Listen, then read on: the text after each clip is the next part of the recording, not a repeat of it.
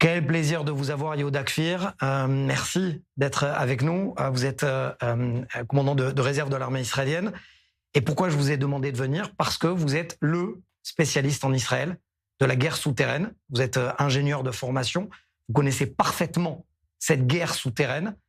D'abord, lorsque on dit que Tsahal n'a réussi que à détruire 40%, est-ce que vous pouvez expliquer aux téléspectateurs que ce « que » est presque en trop, parce que c'est déjà presque un record? Oui, il faut bien se rappeler que dans la bande de Gaza, il y a un métro. Donc, comme une ville de fourmis, une fourmilière sous la bande de Gaza, il y en a qui disent que ça ressemble comme aux gruyères pour décrire exactement ce dont on parle, des quantités que les spécialistes ne font que découvrir petit à petit la quantité de tunnels qu'il y a là-bas. Actuellement, les estimations parlent de 1000 kilomètres de tunnels. C'est plus que la longueur des routes dans la bande de Gaza, et beaucoup plus que tout système de métro dans n'importe quelle ville. Et donc, quand on parle de 40%, des métros, des tunnels liquidés, c'est énorme, mais il en reste encore énormément qui n'ont pas été traités, auxquels on n'est pas encore arrivé, et le Hamas base sa force sur ces tunnels-là. Est-ce que vous pouvez expliquer de manière didactique pourquoi c'était compliqué, notamment pour la division 98, d'opérer en souterrain et en surface en même temps? Ce que vous présentez ici est un point important et intéressant du point de vue militaire, parce que il n'y a pas beaucoup de cas dans l'histoire en général de guerre qui est souterraine. Et là, le cas échéant, il y a une particularité encore plus importante parce que c'est un territoire urbain. C'est pas seulement une guerre en territoire urbain, mais en plus, tous ces éléments souterrains et une organisation terroriste et non pas une armée organisée de manière conventionnelle. Tout cela combiné crée un défi énorme et complexe auquel ne s'est affrontée aucune armée au monde auparavant, et l'armée israélienne a aussi du mal dans ses activités pour réussir enfin à œuvrer face au Hamas. Et puis il y a en plus le fait que c'est la première fois que Tsahal manœuvre de manière combinée en sous-sol et au sol. Et donc, c'est la première fois que ça a été fait, c'était à Khan Younes, avec le bataillon 98. On ne voit pas encore de poursuite à cette conception. Et c'est une bonne question, ce qui se passe. Je pense que dans le système militaire, il y a aussi des débats. Est-ce que cette méthode est efficace ou plus ou moins? Comment se préparer? Comment construire une armée et des unités pour qu'elles puissent faire ce type de manœuvre combinée? Yehuda Kfir, j'y étais dans un des tunnels dont vous parlez, à Khan Younes.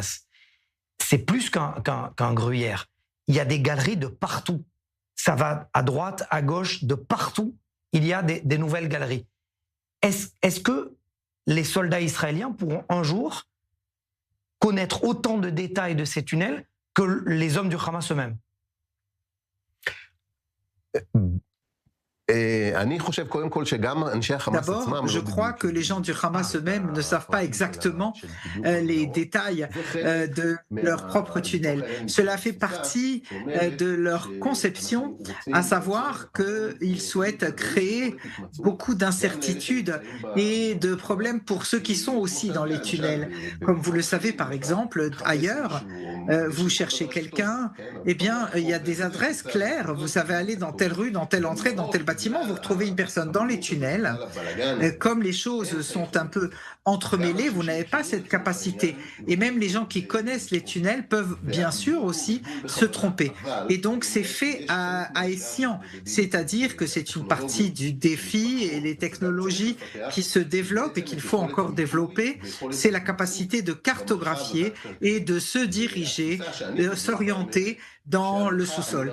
Et mon approche, c'est que les galeries ne sont pas l'ennemi. L'ennemi, c'est le Hamas.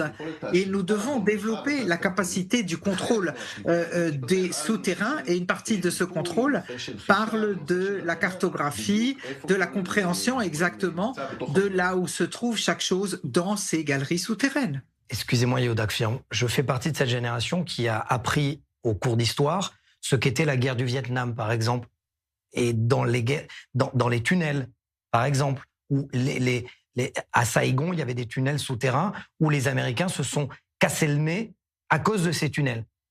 Donc, qu'a fait le Hamas de nouveau par rapport à ce qu'ont fait les Vietnamiens face aux Américains?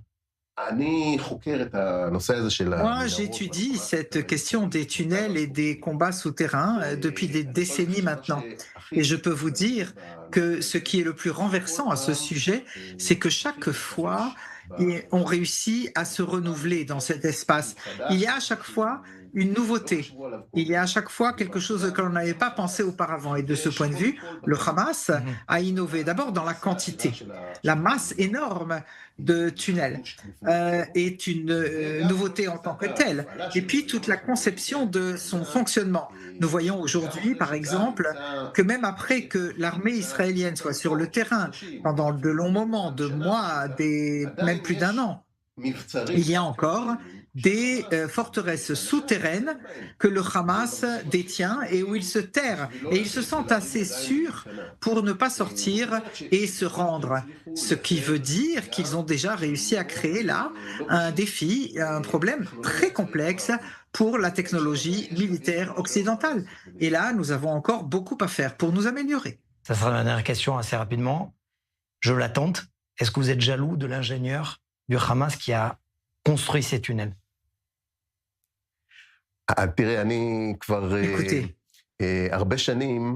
ça fait des années que j'étudie cet aspect.